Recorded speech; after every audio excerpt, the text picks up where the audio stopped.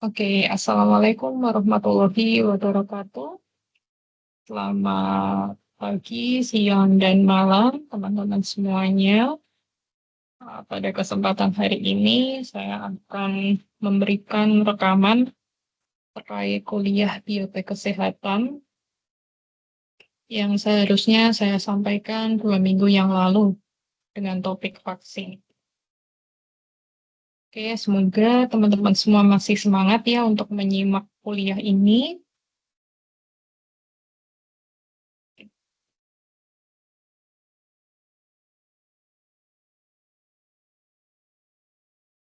Oke, bicara tentang vaksin, kita harus tahu terlebih dahulu bagaimana sejarahnya vaksin ini ditemukan, gitu ya.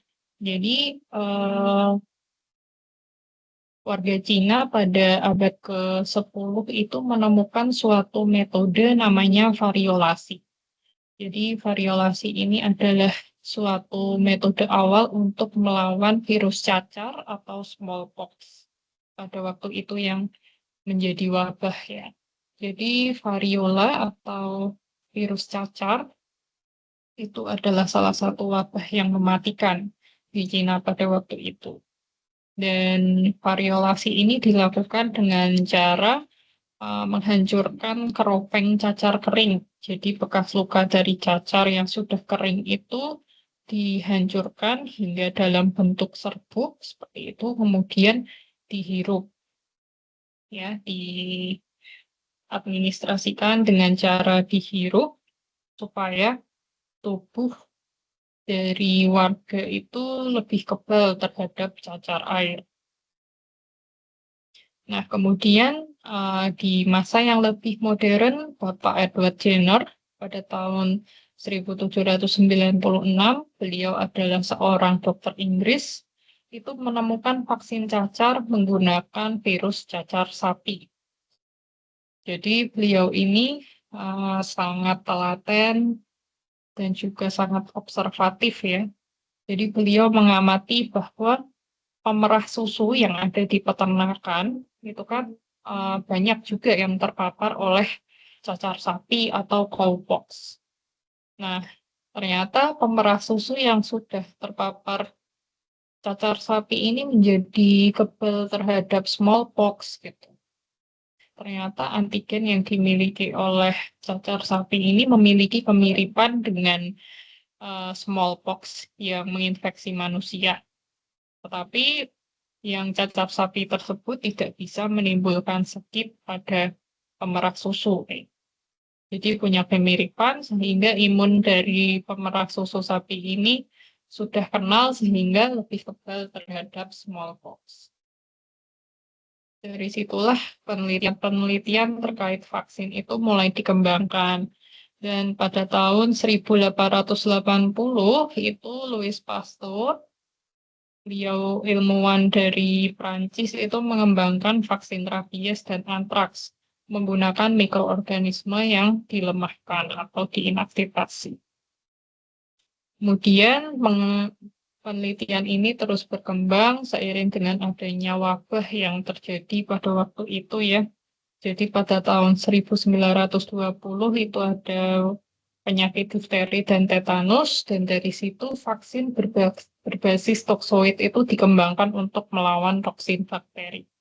Jadi toksoid itu adalah racun yang sudah dilemahkan, sehingga bisa digunakan juga sebagai vaksin.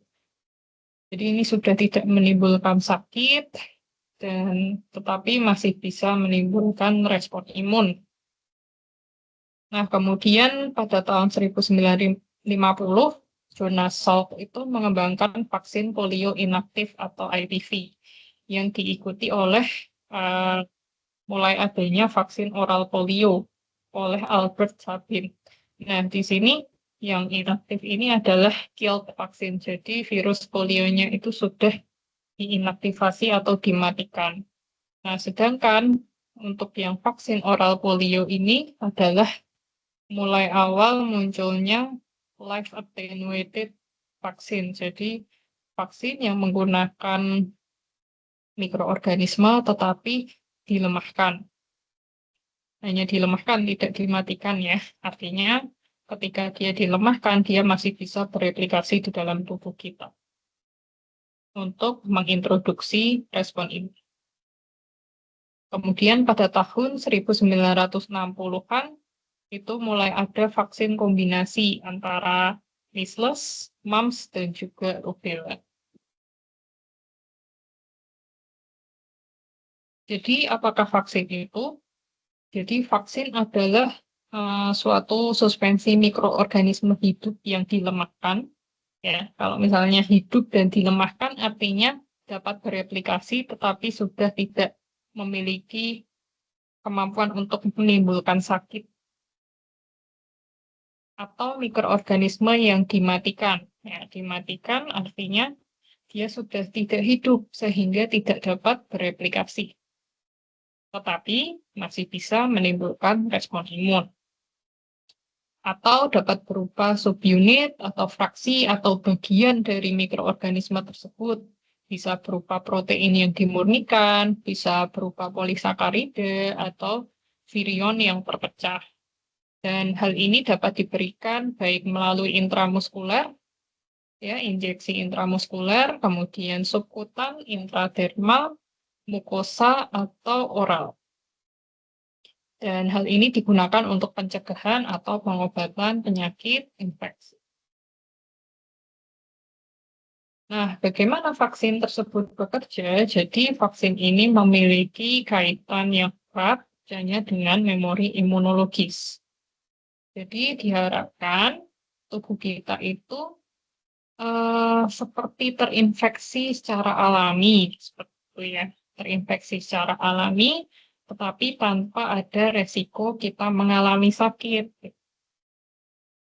Jadi diharapkan kita kenal terlebih dahulu terhadap patogen yang nantinya akan menyerang kita di masa depan. Seperti itu. Jadi misalnya ini dalam ilustrasi yang pertama, jadi bakteri yang sudah dilemahkan atau dalam kondisi mati diintroduksikan ke pasien dan biasanya melalui injeksi seperti itu ya. Nah, nantinya itu akan merangsang atau menstimulasi sel-sel imun kita untuk teraktivasi, kemudian menghasilkan antibodi yang bisa melawan penyakit tersebut. Dan jika suatu saat nanti mikroorganisme yang menyerang tadi menginfeksi, nanti antibodi kita sudah siap untuk menetralkan patogen tersebut supaya tidak menginfeksi sel. Nah, ini seperti yang dulu ya, vaksinasi itu ibarat ada di titik ini ya. Jadi untuk memperkenalkan terlebih dahulu tubuh kita terhadap patogen tersebut tanpa kita mengalami sakit. Nah, supaya nantinya ketika ada paparan terhadap patogen tersebut di masa yang akan datang, tubuh kita sudah lebih kuat dalam menghadapi tantangan tersebut. Nah, bagaimana antara vaksinasi dan imunisasi? Apakah sama atau berbeda? Jadi kalau vaksinasi itu sudah jauh lebih spesifik ya pada istilahnya, yaitu tentang tindakan pemberian vaksin ke dalam tubuh untuk merangsang sistem imun supaya menghasilkan kekebalan terhadap penyakit tanpa harus sakit terlebih dahulu. Nah, semakin mirip suatu vaksin dengan organisme yang menyebabkan penyakit, maka semakin baik respon imun yang terbentuk.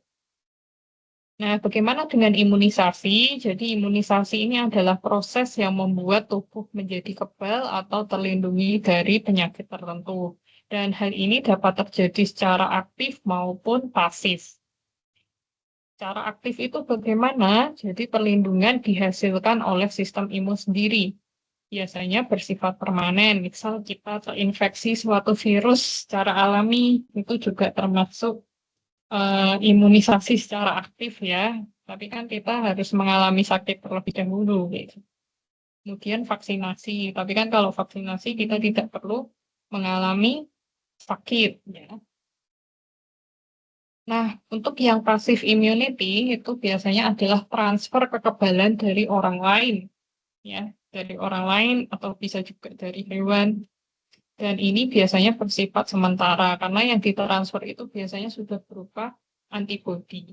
Misalnya dari ibu ke janin melalui plasenta. Jadi kan selama bayi berada di dalam kandungan itu kan juga ada transfer antibodi dari ibu ke anak. Kemudian transfer dari ibu ke bayi melalui ASI itu kan juga mentransfer kekebalan ya, karena di dalam ASI itu juga terkandung antibodi dari ibu. Jadi yang ditransfer itu sudah dalam bentuk produknya gitu. Tubuh kita tidak ada experience untuk membentuk kekebalan terhadap penyakit-penyakit tersebut. Gitu ya. Nah, ini adalah cara vaksinasi bekerja ya. Jadi vaksin ini diinjeksikan ke lokasi vaksinasi. Biasanya selain antigen dari vaksin, antigen dari patogen yang akan dilakukan vaksinasi juga ada adjuvan. Adjuvan ini adalah senyawa tambahan yang digunakan untuk memperkuat respon imun.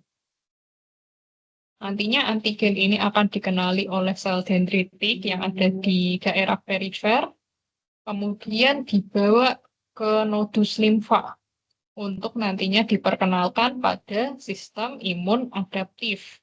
Ya kan? Di sini ada sel TCD8 dan juga ada sel TCD4.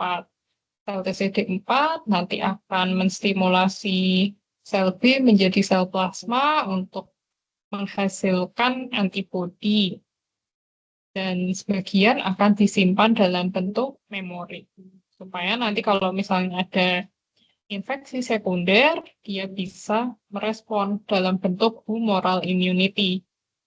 Sedangkan untuk yang sel T CD4 tadi kan selain menjadi sel T helper yang mengaktifasi sel B juga disimpan juga sebagai sel T helper memory gitu. Begitu pula sel T CD8 dia juga menyimpan sel T CD8 memori nantinya akan bekerja di ranah imunitas seluler. Ya. Nah, kemudian apa saja sih jenis-jenis vaksinnya? Jadi sebenarnya ada banyak sekali, tetapi ini saya rangkum menjadi 5 kelompok ya. Yang pertama kill, yang kedua live attenuated, yang ketiga viral vector, yang keempat nucleic acid, yang kelima subunit gitu. Kita bahas satu-satu. Jadi untuk yang killed vaksin namanya juga killed, artinya patogen itu sudah dimatikan. Sudah diinaktivasi, sudah dimatikan, bisa dengan suhu ya, panas tinggi seperti itu. Kemudian bisa juga menggunakan bahan kimia. Bahan kimia contohnya menggunakan formalin atau formaldehid, atau bisa juga diradiasi sehingga si virus atau patogen ini tidak bisa berkembang biak, tetapi masih tetap dapat memicu respon imun. Nah, kelemahannya apa? Kelemahannya adalah responnya itu lebih lemah dibandingkan live vaksin. Karena kan nih virus kan tidak bisa bereplikasi di dalam tubuh, sehingga responnya lebih lemah dan memerlukan booster untuk menjaga kekebalannya. Kayak gitu. Jadi si inactivated atau killed virus vaccine ini sudah dimatikan dengan cara-cara tadi, kemudian diintroduksikan ke dalam tubuh, nanti akan dikenali oleh antigen presenting cell. Antigen presenting cell akan mencerna dan mempresentasikan fragmen antigennya ke sel T helper. Nah, nanti sel T helper ini akan um, menghasilkan sitokin untuk menstimulasi sel B menjadi sel plasma yang menghasilkan antibodi dan juga sel B memori. Dan inactivated virus ini tidak bisa bereplikasi di dalam tubuh sehingga membutuhkan dosis yang lebih tinggi dan biasanya ditambahkan adjuvan untuk memperkuat respon imun. Dan respon imun yang terjadi di sini adalah antibody mediated immunity, bukan cellular mediated immunity, karena kan nanti dia akan menstimulasi terbentuknya antibody. Dan seperti ini ya, jadi mekanismenya jika dirangkum, tubuh mengenali antigen dari patogen yang mati dan membentuk antibodi tanpa resiko infeksi. Contohnya itu adalah vaksin polio atau inactivated polio vaksin, vaksin rabies, dan juga vaksin hepatitis A.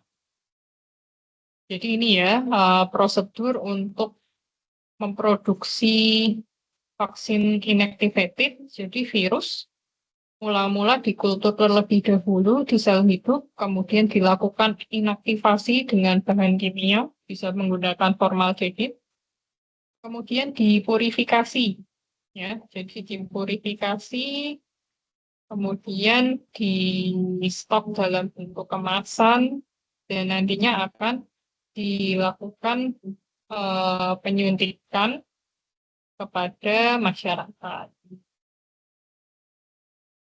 Nah, selanjutnya adalah live attenuated vaccine atau vaksin yang menggunakan patogen hidup tetapi sudah dilemahkan sehingga tidak menimbulkan penyakit serius pada individu sehat.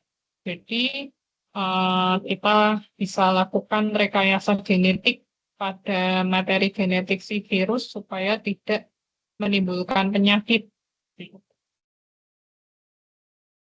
Dan ini adalah kelebihannya itu dapat memicu respon imun yang kuat dan tahan lama. Dan biasanya hanya memerlukan 1 atau 2 dosis. Tidak seperti field vaksin yang responnya itu lebih pendek dan perlu booster.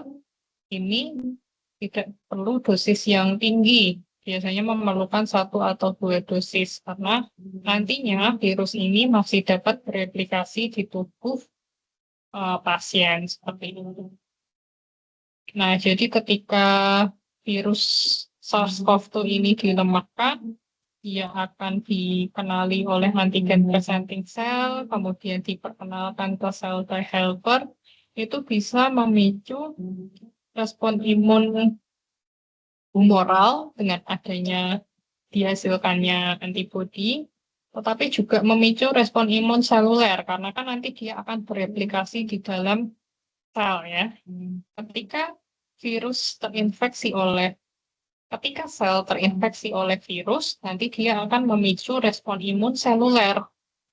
Ya, jadi nanti sel yang terinfeksi oleh virus itu akan dapat diinduksi apoptosis oleh sel T CD8 atau sel T sitotoksik. Jadi respon imun yang timbul di sini selain humoral juga ada respon imun seluler. Gitu. Nah, contohnya adalah vaksin MMR, ada campak, gondok, kemudian rubella, kemudian ada vaksin cacar air, dan vaksin TBC. Nah, bagaimana sih prosedur untuk melemahkan virus? Contohnya ini adalah melalui pasase. Jadi, melalui pasase pada sel non-human. Ya, jadi non-human itu bisa ke hewan yang lain, seperti itu ya. Jadi mula-mula si virus ini dikultivasi terlebih dahulu di sel human, kemudian diisolasi dan diinfeksikan ke sel, misalnya sel monkey. Nah, ketika dia diinfeksikan ke sel monkey, dia kan akan bereplikasi nih. Bereplikasi, kemudian materi genetik dari virus tersebut akan mengalami mutasi atau perubahan. Nah, ketika dia tumbuh dengan baik pada sel monkey, dia akan kehilangan kemampuan untuk menginfeksi sel human. Sehingga dia sudah menjadi lemah terhadap sel human, tapi masih memiliki komponen-komponen yang mirip dengan wujud aslinya. Seperti ini. Nah, ini bisa digunakan sebagai kandidat vaksin. Nah, berikut adalah perbandingan antara live dan juga killed vaksin, gitu ya. Jadi kalau yang live vaksin ya, jadi dari segi virusnya atau patogennya, ini kalau yang live itu dilemahkan, sedangkan yang killed itu sudah dibunuh, dimatikan ya. Kemudian untuk replikasinya, namanya juga live, tentu dia masih dapat bereplikasi dan mimicking natural infection. Jadi masih bisa bereplikasi, masih seperti kondisi aslinya, tetapi tidak menimbulkan sakit, gitu ya. Kemudian untuk yang kill itu dia sudah tidak dapat bereplikasi. Bagaimana dengan imunitas yang ditimbulkan? Ini lebih lebih kuat dan lebih lama durasinya, sedangkan yang killed itu lebih lemah dan lebih pendek durasinya, sehingga dia membutuhkan booster. Bagaimana dengan respon imunnya? Ini lebih didominasi dengan sel mediated, ya. Tetapi dia juga masih memunculkan respon humoral, tapi lebih didominasi oleh sel mediated. Sedangkan yang killed itu lebih didominasi ke arah humoral, karena kan tadi si virusnya kan tidak bereplikasi ya. Bagaimana dengan ajuvan? Ajuvan untuk yang live tidak dibutuhkan karena responnya sudah cukup kuat, sedangkan pada killed itu dibutuhkan karena untuk memperkuat respon imun. Imunoglobulin yang dihasilkan ada IgA dan IgG, sedangkan yang killed hanya IgG saja. Bagaimana dengan virulensinya? Jadi si live vaccine ini bisa ada potensi bahaya kalau dia kembali ke kondisi aslinya kayak gitu ya. Jadi may reverse di sini kan. Bisa saja dia kembali ke sifat aslinya, menimbulkan sakit seperti itu. Sedangkan yang killed itu tidak menimbulkan virulensi karena kan dia sudah dalam kondisi mati. Booster untuk yang live tidak dibutuhkan, sedangkan untuk yang killed itu dibutuhkan ya. Nah, ini yang spread of strain tidak. Kalau yang live ya tentunya ada penyebaran ya, bisa ada potensi penyebaran karena kan dia masih mampu bereplikasi, sedangkan yang kill karena dia tidak mampu bereplikasi jadi not possible. Nah, di sini jadi vaksin itu menstimulasi imun memori itu seperti yang saya sampaikan tadi, kenapa kill vaksin itu butuh multiple dosis atau butuh adanya booster. Jadi untuk memperkuat respon imun untuk menjaga kekebalannya. Jadi ini kan pada second dose ini baru mulai signifikan nih titer atau respon imunitasnya gitu ya. Jadi dia butuh booster supaya bisa menstimulasi imun respon secara cukup. Sedangkan kalau live virus vaksin kan virusnya akan terus bereplikasi di dalam tubuh kita gitu kan. Jadi ya tidak perlu booster karena kan antibodi akan terus diproduksi selama si virus itu bereplikasi. Respon imun juga akan terus terjadi selama si virus bereplikasi. Oke, kita lanjutkan ke viral vector vaksin ya. Jadi untuk viral vector ini dia menggunakan virus lain yang tidak berbahaya sebagai vektor atau kendaraan untuk menghantarkan materi genetik dari patogen ke dalam sel tubuh. Jadi materi genetiknya itu punya targetnya yaitu adalah SARS-CoV-2, tetapi bungkusnya atau selubungnya itu menggunakan punyanya virus measles. Nah, ini nih nanti replicating viral vector, jadi dia bisa bereplikasi menggunakan non-coronavirus vector yang dimodifikasi dan mengandung gen yang bisa mengkode target antigen dari SARS-CoV-2.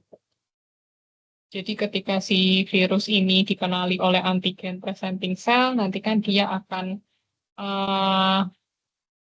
si antigen presenting cell akan mempresentasikan fragmen antigen dari si SARS-CoV-2 juga. Karena tadi kan di sini materi genetiknya adalah materi genetik SARS-CoV-2. Nah, nanti akan dipresentasikan ke sel T helper untuk menginduksi respon imun baik itu humoral maupun seluler. Nah, jadi begitu ya, sel tubuh menggunakan materi tersebut untuk memproduksi antigen dari patogen, yang kemudian nantinya akan memicu respon imun. Nah, contohnya adalah vaksin COVID-19, AstraZeneca, dan Johnson Johnson, yang menggunakan adenovirus sebagai vektor. Kemudian nucleic acid based vaccine. Ya, jadi ini adalah vaksin yang berbasis DNA atau RNA. Jadi vaksin ini menggunakan materi genetik dari patogen seperti DNA atau mRNA yang nantinya akan memberikan instruksi kepada sel tersebut untuk membuat antigen patogen. Sebenarnya mirip-mirip juga dengan viral vector ya, tapi kalau yang tadi kan dia dibungkus oleh vektor yang menjadi kendaraannya seperti itu. Nah, ini juga ada nih yang nucleic acid based vaccine. Sebenarnya juga tetap ada enkapsulasinya sih, apalagi kan mRNA itu kan sangat tidak stabil ya, jadi butuh enkapsulasi untuk melindungi dia supaya bisa dihantarkan dengan baik seperti itu. Cuma kalau yang tadi kendaraannya itu adalah viral vector. Kalau yang ini mungkin dienkapsulasi bisa menggunakan liposom, bisa juga menggunakan nanopartikel. Nah, ini dapat dirancang dengan sangat cepat karena kan kita hanya butuh untuk mendesain mendesain nukleotidanya dan itu tidak susah. Yang susah adalah merancang bagaimana ini bisa dihantarkan dengan baik seperti itu. Dan saya yakin sudah ada formulasi yang tepat untuk itu. Setiap perusahaan pasti punya. Nah, jadi baik itu DNA atau RNA itu disuntikan ke dalam tubuh, ya. Nanti sel tubuh akan menerjemahkan instruksi tersebut untuk menghasilkan antigen. Antigen ini akan dikenali oleh sistem imun dan memicu respon imun. Ya, kayak gini ya. Jadi ini kan ada DNA misalnya ya. DNA kemudian dilakukan metode elektroporasi untuk membentuk pori-pori di membran ya dengan adanya tegangan listrik sehingga si pori-pori ini terbentuk dan bisa uptake DNA-nya ke dalam sel. Ketika uptake DNA-nya ke dalam sel, nanti akan ditranskripsikan menjadi mRNA, nanti ditranslasikan menjadi protein antigen. Protein antigen nanti didistribusikan keluar sel, nanti akan dikenali oleh sel-sel imun untuk diproses menjadi respon imun. Begitu pula yang RNA. Jadi yang RNA ini dienkapsulasi biasanya menggunakan liposom atau lipid probe sehingga bisa berfungsi dengan membran sel ya. Berfungsi dengan membran sel, kemudian nanti ditranslasikan menjadi protein virus dan dikenali sebagai respon imun. Gitu. Contohnya vaksin COVID-19 Pfizer-BioNTech. Nah, ini teman-teman mungkin sudah cukup familiar ya dengan vaksin Pfizer. Kebetulan kemarin saya juga dapat Pfizer. Kemudian ada juga vaksin COVID-19 Moderna. Nah, itu mereka menggunakan metode ini. Nah, selanjutnya subunit vaksin. Nah, subunit vaksin ini menggunakan bagian tertentu dari patogen. Bisa berupa protein, bisa berupa gula, atau polisakarida, atau kapsul bakteri yang dapat memicu respon imun. Dan hal ini aman ya, karena berupa fraksi, ya, bagian itu aman dan tidak ada resiko infeksi, tetapi dia membutuhkan adjuvan untuk meningkatkan respon dan biasanya tetap butuh boosternya juga. Nah, ini kan spike protein epitopes itu dikombinasi dengan adjuvan. Kemudian diinjeksikan sebagai vaksin, nanti antigen akan dihasilkan dan juga diperkenalkan oleh APC ke respon imun adaptif seperti itu.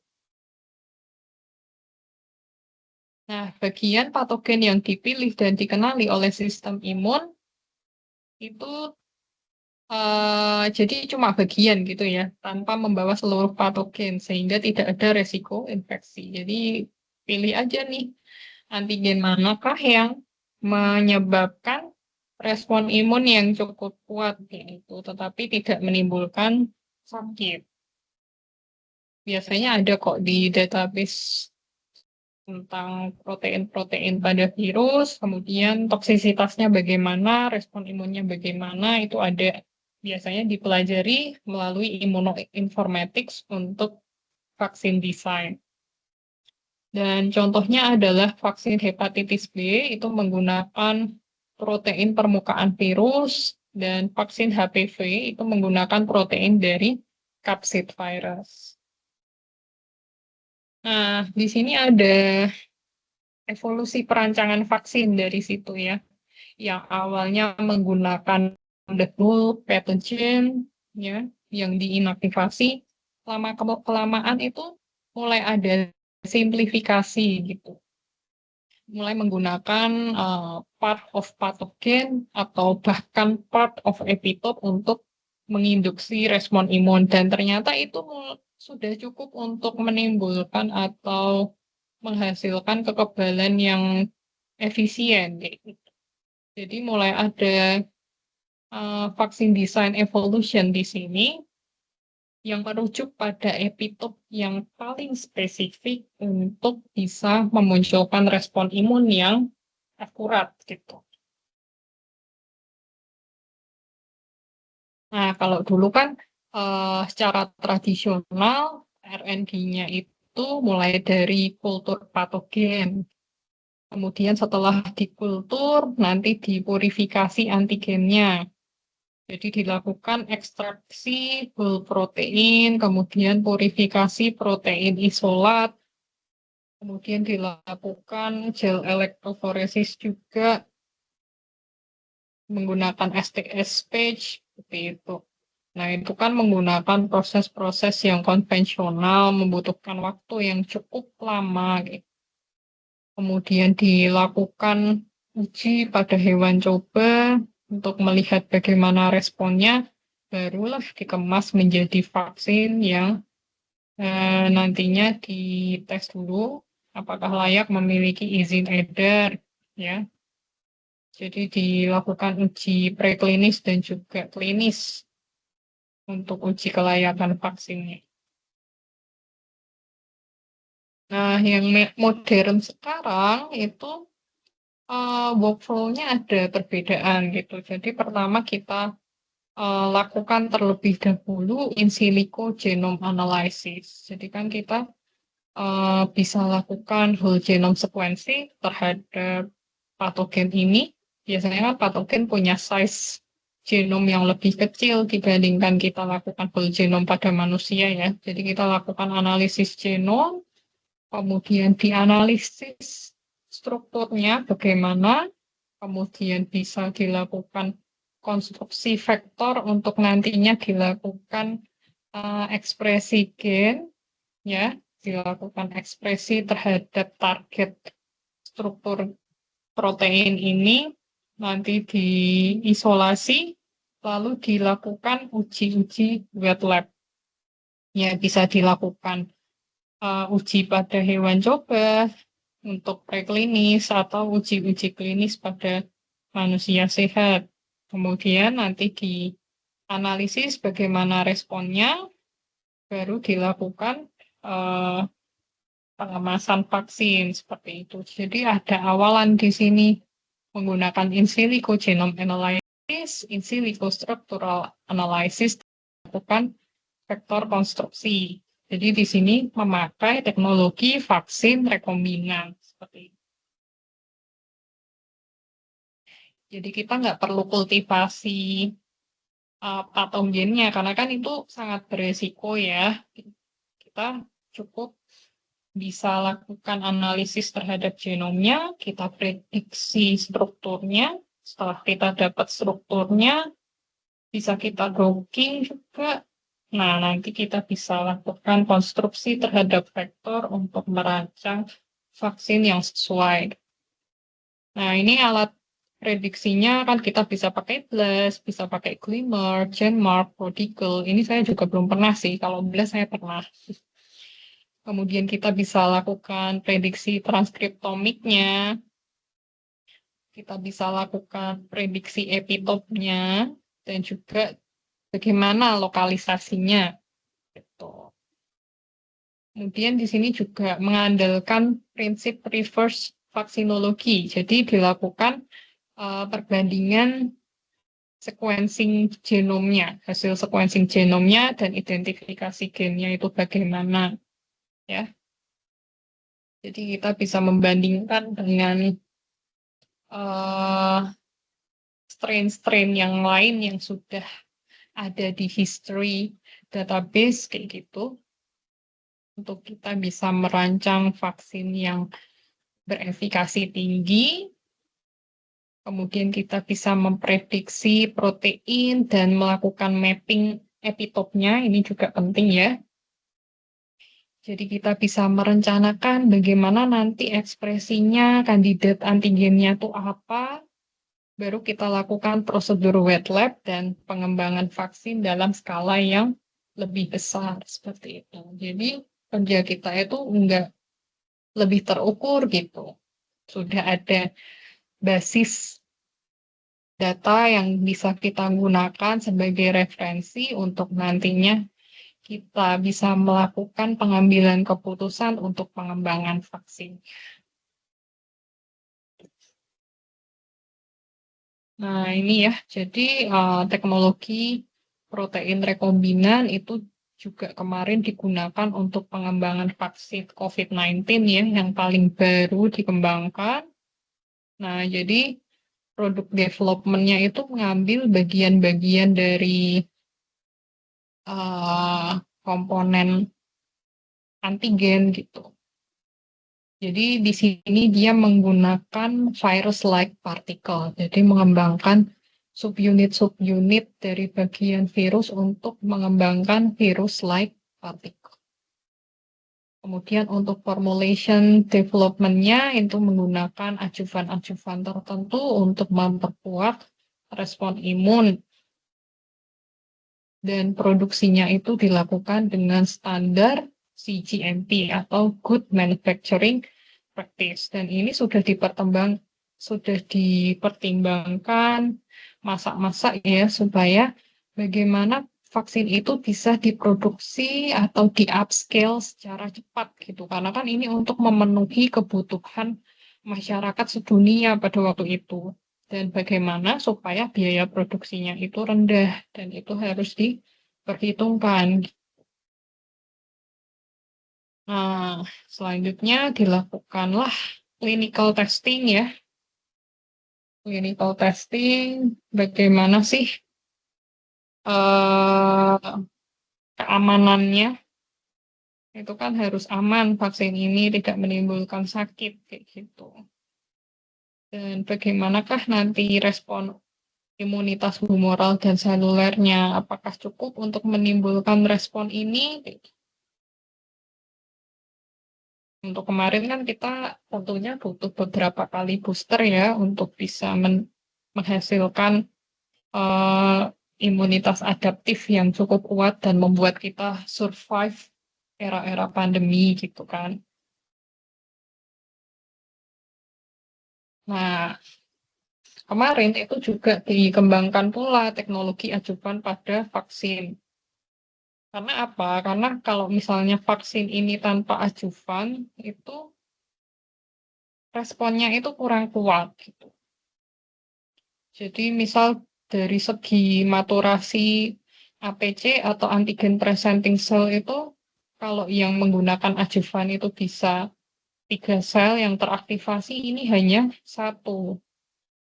Jadi keberadaan adjuvan di sini cukup penting untuk bisa memperkuat respon imun kita terhadap si antigen itu tadi. Sehingga responnya bisa lebih banyak, ya. Tidak hanya respon secara humoral saja melalui antibodi, tetapi juga respon secara seluler itu bisa berjalan dengan lebih baik. Nah, fungsinya adjuvan adalah seperti itu. Dan di sini ada banyak sekali adjuvan ya. Macam-macamnya, ada mineral, ada emulsion, ada polymeric adjuvan, ada saponin, derivative of the complement system, sitokin, dan juga adjuvan taken from bacteria. Nah, ini ada masing-masing fungsinya. Dia bisa menginduksi apa saja terhadap respon imun. Ya, intinya sih dia adalah untuk memperkuat respon imun kita. Nah, jadi itu sih teman-teman, untuk kesimpulannya, vaksin ini sangat penting untuk pilar utama kesehatan global. Jadi vaksin ini sangat penting dalam mencegah penyakit menular. Dan teknologi ini akan terus berkembang untuk menghadapi tantangan yang baru atau emerging disease. Karena kan we never know what will happen next ya. Setelah ada COVID, mungkin nanti ada tantangan yang lain lagi dan kita harus adaptif terhadap hal tersebut. Kita harus adaptif, kita harus punya kemampuan berpikir strategis untuk menghasilkan vaksin yang akurat ya. Didukung dengan adanya in silico analysis sekarang, tentunya hal tersebut sudah memungkinkan kita untuk bekerja lebih cepat dan terukur. Kemudian edukasi dan aksesibilitas itu adalah kunci keberhasilan vaksinasi, dan hal ini benar adanya ya, karena kan masih banyak juga masyarakat yang belum teredukasi atau aware terhadap vaksinasi. Mereka merasa bahwa vaksin ini membawa sesuatu yang buruk, membahayakan, itu kan karena belum teredukasi dengan baik dan mereka memutuskan untuk tidak memvaksin keluarganya. Ya, kan nggak divaksin pun nggak sakit kayak gitu ya, karena sekelilingnya itu sudah pada divaksin gitu kan. Karena tidak ada potensi penularan karena sekelilingnya mungkin sudah divaksin. Jadi terbentuklah herd immunity atau imunitas populasi di situ sehingga keberadaan penyakit menular itu berhasil diblokir oleh si herd immunity ini. Gitu. Ya, tentunya kewajiban kita juga ya untuk mengedukasi mulai dari diri sendiri, keluarga, lingkungan sekitar, gitu ya, untuk lebih aware terhadap pentingnya vaksinasi. Oke, teman-teman, kalau misalnya nanti ada pertanyaan, akan saya sediakan link ya, link untuk dibagikan oleh format. Nanti silakan teman-teman mengisi pertanyaan atau diskusi yang nantinya akan kita bahas di pertemuan selanjutnya. Oke, kayak gitu aja. Terima kasih sudah menyimak kuliah ini. Semoga bermanfaat. Selamat beristirahat. Dan semoga tetap semangat untuk kuliah di bioteknologi Undip. Oke, sampai jumpa lagi ya. Bye-bye.